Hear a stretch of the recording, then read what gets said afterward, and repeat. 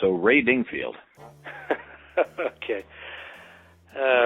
Ray Dingfield. I just feel like I've been so focused on getting everything done that I haven't really had time to think, about what I really appreciated about Dad or what I'll remember. I was thinking about Dad and just thinking, he didn't really come from money.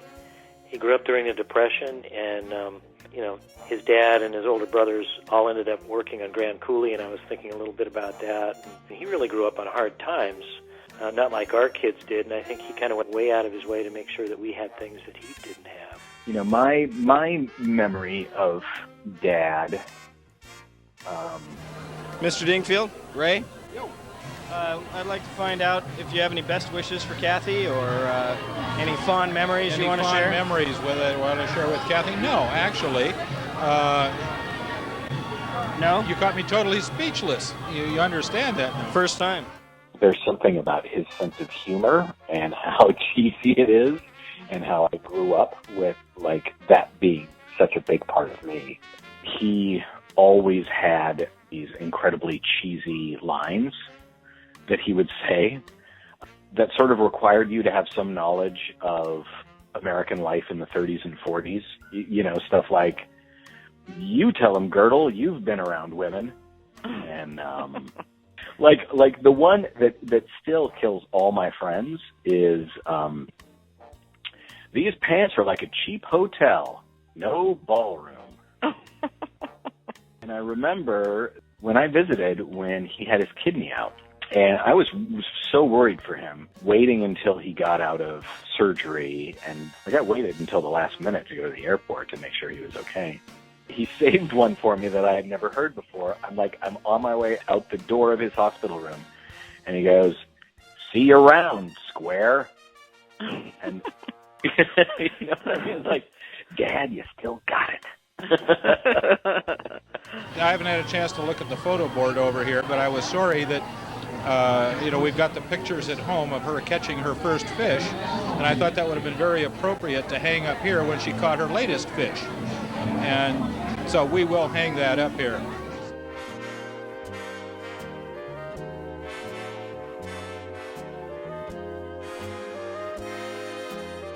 I hung out with Dad a lot while Mom was working.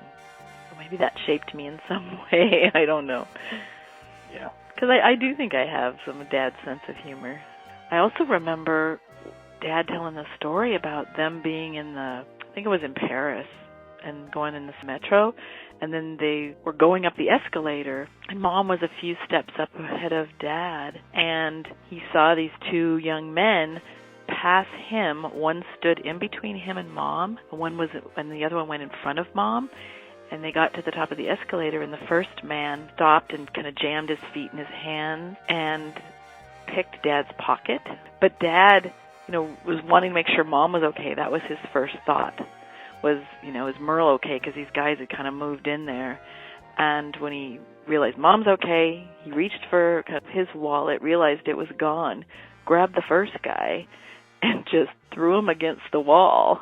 Dad's wallet magically appeared. But he was, his first concern was Mom. Yeah. Was to make sure that she was okay.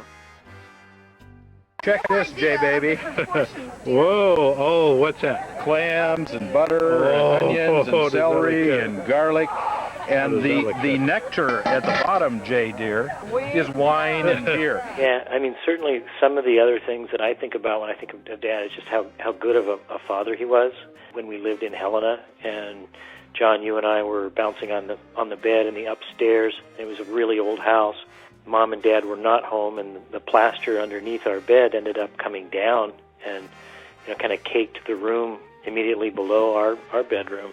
If it had been me, I think it might have been a bit of a difference. I might have looked at it a little bit differently than my dad did. But I can remember him fishing plaster out of the fish tank fairly patiently for that. And I think, that's just kind of indicative of the way that he worked with his kids and with his grandkids too. Just really patient and just willing to sort of bite his tongue and just work with us through thick and thin, essentially. And this little piggy had roast beef. And this little piggy had this little piggy cried wee. Yeah. I just think for him that was just a critical component of his life. It was just family. Yeah, yeah. It does seem like he was always there for me, whatever I needed, or supporting me and everything. Yeah. He was a good man. He was a good man. He was a good man. Hey, all you people on the boat, wave to me! Wave to the man! The poor sucker on the shore.